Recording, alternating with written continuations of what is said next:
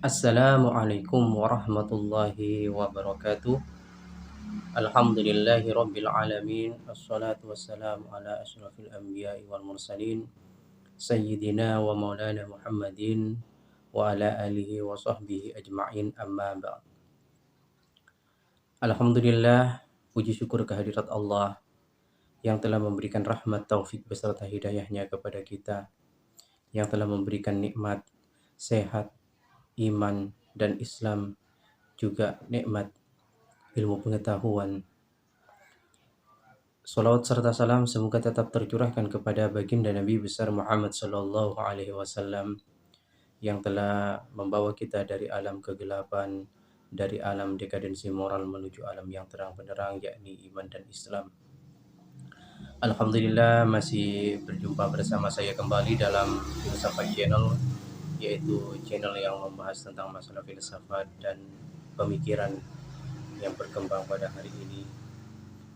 Pertama-tama saya ingin mengatakan bahwa di dunia ini ada dua bentuk yang sampai hari ini masih saling ingin mendominasi, yaitu antara kebenaran dan kebatilan, atau antara benar dan salah. Namun ada cara terbaik untuk dapat kita bisa menentukan mana yang benar dan mana yang salah.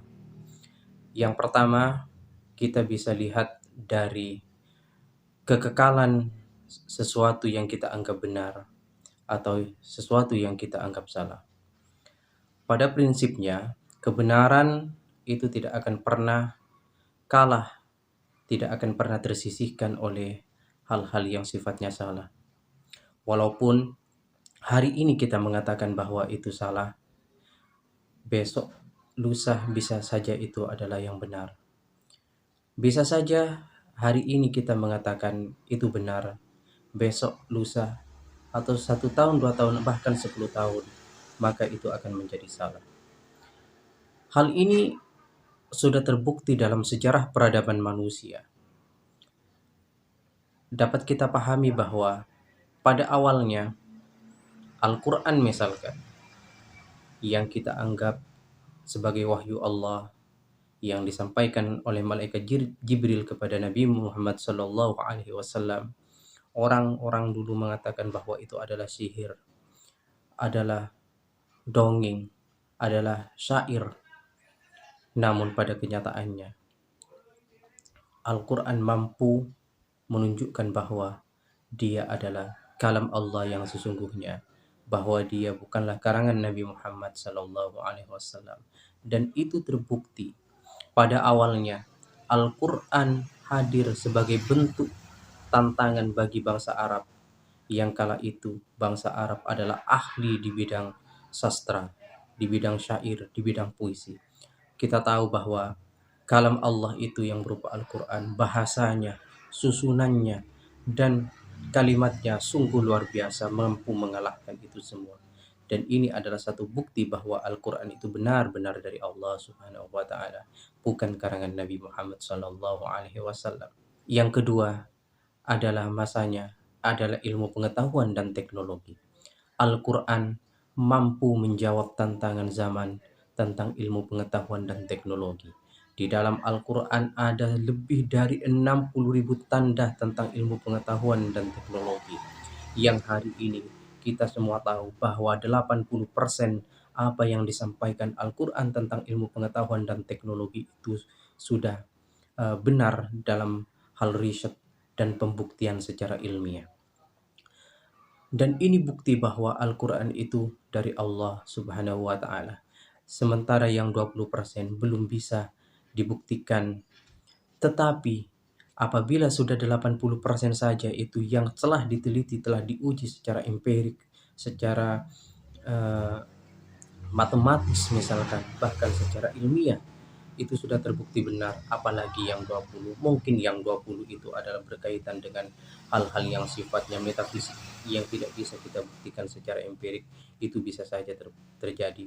Tetapi kemudian Al-Quran adalah bukti bahwa itu benar-benar dari Allah Subhanahu wa Ta'ala. Dan ini bukti bahwa setiap kebenaran itu akan melampaui zamannya. Kita tahu 1400 tahun yang lalu. Al-Quran diturunkan kepada Nabi Muhammad SAW sampai hari ini masih terbukti dalam eh, orisinalitas dan terbukti bahwa Al-Quran adalah kitab yang mampu memberikan jawaban atas pertanyaan-pertanyaan terkait dengan sains dan teknologi. Dan ini kita buktikan hari ini, misalkan seperti bintang pulsar di dalam surah At-Tariq. Kemudian ilmu pengetahuan modern mampu menjangkau bahwa yang disebut dengan At-Tariq di dalam surat At-Tariq itu adalah bintang pulsar. Kenapa? Karena Al-Quran memberikan tanda. At-Tariq itu adalah bintang yang kemudian dikatakan At-Tariq itu adalah pengetuk seperti palu. Kita tahu suaranya seperti apa yang disampaikan oleh Badan Antariksa Amerika atau NASA. Suara bintang At-Tariq atau bintang pulsar itu seperti orang mengetuk. Dan masih banyak bukti-bukti yang lain, misalkan seperti adanya pemisah antara air asin dan air tawar, barzah. Di situ sudah terbukti bahwa ada halangan, penghalang antara air asin dan air tawar. Kita bisa membuktikan. Terus berbicara tentang oceanologi misalkan, tentang geologi, tentang antropologi, tentang meteorologi dan sebagainya. Semua Al-Quran telah membuktikan bahwa apa yang disampaikan melalui tanda-tanda yang ada di dalamnya semuanya benar dalam konteks ilmiah, dalam konteks empiris, dalam konteks uji yang disebut dengan riset dan sebagainya. Semuanya terbukti. Untuk membuktikan bahwa sesuatu itu benar dan yang salah itu salah, itu juga akan dapat kita pahami dari apakah yang benar itu atau yang salah itu mampu melampaui zamannya. Kita tahu seperti misalkan Galileo Galilei ketika mengatakan bahwa matahari adalah pusat tata surya yang disebut dengan heliosentris, dan orang-orang Kristen, orang-orang gereja waktu itu mengatakan bahwa bumi adalah pusat tata surya, dan itu kemudian membuat orang-orang gereja itu panas lalu kemudian menghukum Galileo Galilei. Galileo Galilei itu adalah seorang penemu teropong bintang pertama dan kemudian membuktikan bahwa matahari itu adalah pusat tata surya. Apa yang terjadi? Galileo Galilei dihukum mati atas apa yang disampaikannya, tetapi kemudian dia tidak gentar. Bukti bahwa apa yang disampaikan oleh Galileo Galilei itu benar dan terbukti hari ini. Kita tahu ilmu pengetahuan modern itu membuktikan bahwa semua apa yang disampaikan oleh Galileo Galilei itu hari ini benar, bahwa matahari itu adalah pusat tata surya. Dan begitu juga dengan Al-Quran. Kalau kita membaca surat Yasin misalkan, bahwa matahari itu adalah pusat tata surya, itu termaktub di dalam surah Yasin ayat 39 dan 40 yang berbunyi wal qamar qaddarnahu manazila hatta 'ada kal urjunil qadim la syamsu yanbaghi laha an tudrikal qamara walal lailu sabiqun nahar wa kullun fi falaki yasbahun. Ini adalah bukti bahwa Al-Quran melampaui zamannya tentang ilmu pengetahuan modern. Selanjutnya tentang bahwa sesuatu hal yang benar itu akan mampu melampaui zamannya. Kita tahu apa yang disampaikan tentang konsep-konsep yang ada hari ini. Misalkan tentang konsep evolusi, teori evolusi. Hari ini kemudian terbukti dulu dianggap benar, tetapi kemudian tidak mampu melampaui zamannya. Ketika sampai pada masa di mana semua riset, semua penelitian itu diungkap secara jujur dan sebagainya, hari ini terbukti bahwa teori evolusi itu tidak benar, seperti apa yang disampaikan oleh Darwin tentang bahwa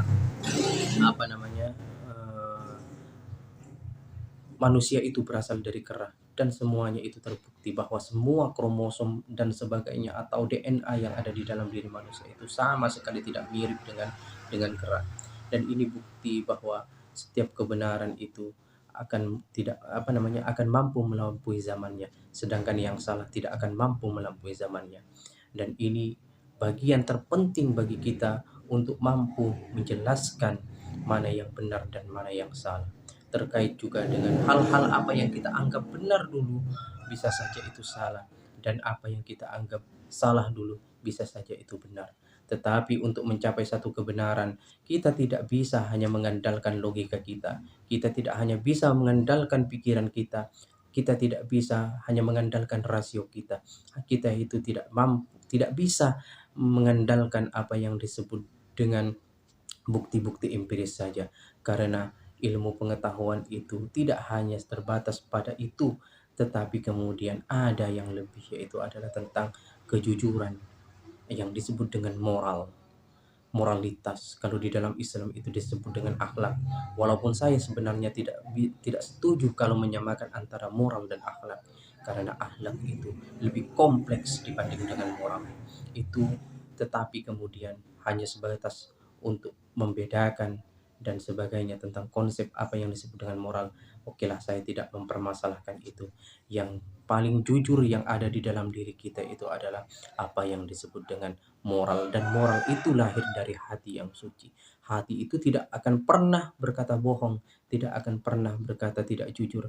Hati itu akan selalu memberikan informasi-informasi yang objektif, bukan subjektif. Tetapi apa yang ada di dalam rasio kita, di dalam pikiran kita, apa yang ada di dalam akal kita, bahkan apa yang dapat kita indra dengan mata kita, itu bisa saja kita menyampaikan dengan hal-hal yang sifatnya subjektif. Kalau ada hal-hal yang ingin diketahui secara objektif, maka kembalikanlah kepada hati kita. Di dalam hati itu ada, hanya hati yang mampu memuat apa yang disebut dengan iman. Hanya hati yang mampu menampung tentang kebesaran Allah Subhanahu wa taala, tentang kebesaran Tuhan, hanya hati.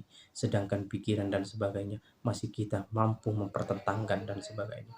Mungkin ini yang dapat saya sampaikan. Mudah-mudahan ada guna dan manfaatnya. Akhirul kalam. Assalamualaikum warahmatullahi wabarakatuh.